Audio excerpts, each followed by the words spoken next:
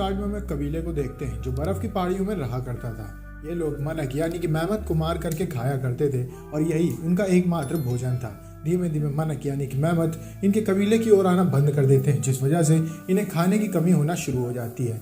ऐसे में कबीले वालों को एक लड़की मिलती है जिसको लेकर के ये अपनी गुरु माँ के पास पहुँचते हैं। इनकी गुरु माँ के पास शक्तियाँ होती हैं और ये अपने पूर्वजों से बात कर सकती थी।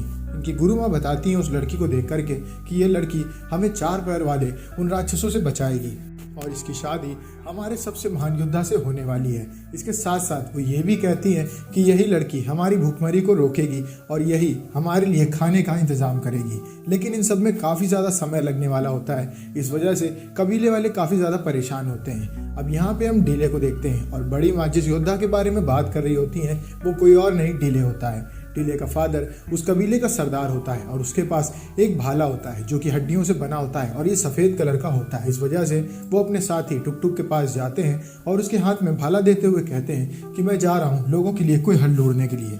और डीले के फादर अपने कबीले को छोड़ के मदद मांगने के लिए निकल जाते हैं। वहीं दूसरी ओर धीमे धीमे साल बीत जाते हैं और डीले बड़ा हो गया होता है। मेहमत के आने का टाइम हो गया है और उनका शिकार शुरू होने वाला है। ऐसे में टुक टुक वहाँ पे आता है और बताता है कि आज जो भी मेहमत को मार देगा उसको ये श्वेत भाला मिलेगा और वही हमारा सबसे खतरनाक योद्धा बन जाएगा।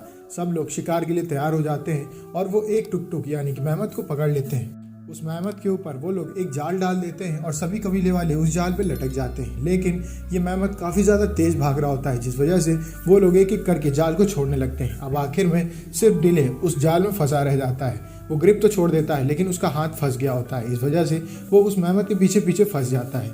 अब जब वो मेहमत जंगल में अकेले पहुंच जाता है और देखता है कि उसके सामने सिर्फ डीले है तो उसके ऊपर अटैक करने की कोशिश करता है, लेकिन गलती से डीले से वो मेहमत मारा जाता है। कबीले वाले जब वहाँ पे पहुँचते हैं तो उनको ऐसा लगता है कि डीले ने इस मेहमत को जान से मार दिया है, जिसके बाद टुक टुक उसके हाथ में वो श्वेत भाला थमा देता है और डीले को कबीले का सबसे महान योद्धा बना दिया जाता है। रात में जश्न होता है और डीले को अंदर ही अंदर ये बात खल रही होती है कि उसने उस मेहमत को नहीं मारा है और गांव वाले उसे ही पूरे बड़ा योद्धा मानते हैं।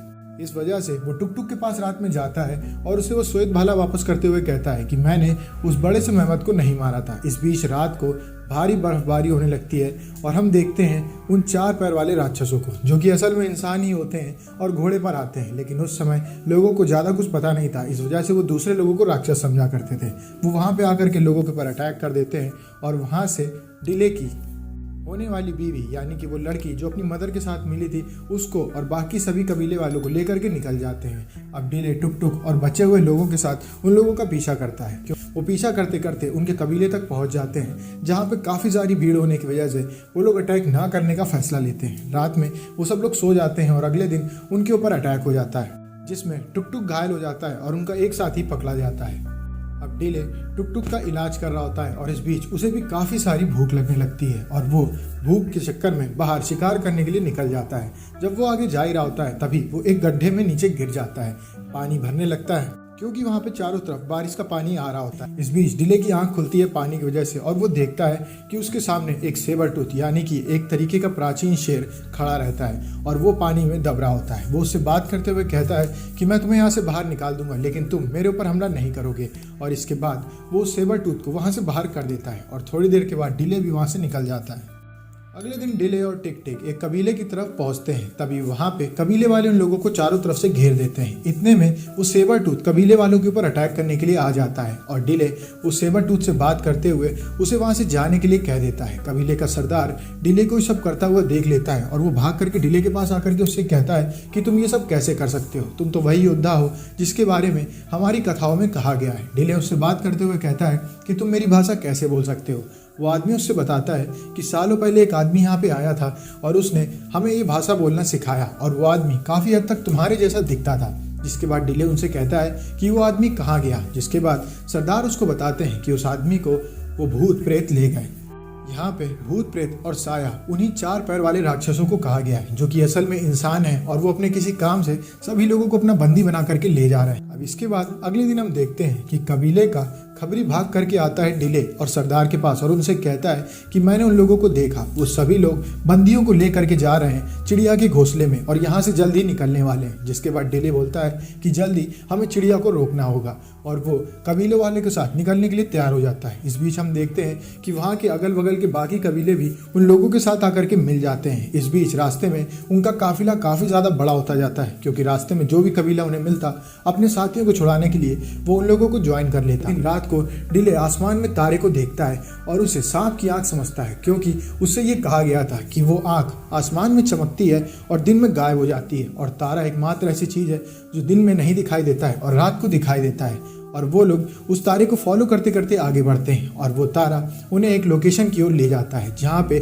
सांप का सर यानी कि बड़े बड़े पिरामिड्स बनाए जा रहे होते हैं। इन सभी लोगों ने पिरामिड बनाना होता है और इसके लिए इन्हें काफ़ी सारे मजदूरों की ज़रूरत होती है और इसके लिए ये कबीले वालों को अपना बंदी बना रहे होते हैं। अब डिले उस जगह पे रुकने का फैसला लेता है जहाँ पे रात में उनके ऊपर एक अटैक होता है। इस अटैक में 3 लोगों को टिक टिक मार तो देता है, लेकिन वो भी काफ़ी ज़्यादा घायल हो जाता है और उसकी जान चली जाती है। डिले अपने साथियों के साथ जाता है गुलामों से मिलने के लिए। गुलाम उससे बात करते हुए कहते हैं कि हमारी सेना कितनी भी बड़ी हो जाए हम यहाँ से आज़ाद नहीं हो सकते, क्योंकि हमारी लड़ाई देवता से है। दूसरी ओर अगले दिन डिले अपने साथियों के साथ गुलामों में मिल करके अटैक करने के लिए निकल पड़ता है। जब वो लोग हमला करना शुरू करते हैं तो सबसे पहले वो सभी मेहमत को हिला देते हैं, जिससे कि मेहमत घबरा जाते हैं और इधर उधर भागना शुरू कर देते हैं। देवता को ये बात पता चलती है और वो अपनी गुलाम की बात को याद करते हुए कहता है कि इस लड़की को आगे कर दो, यही हमें बचाएगी।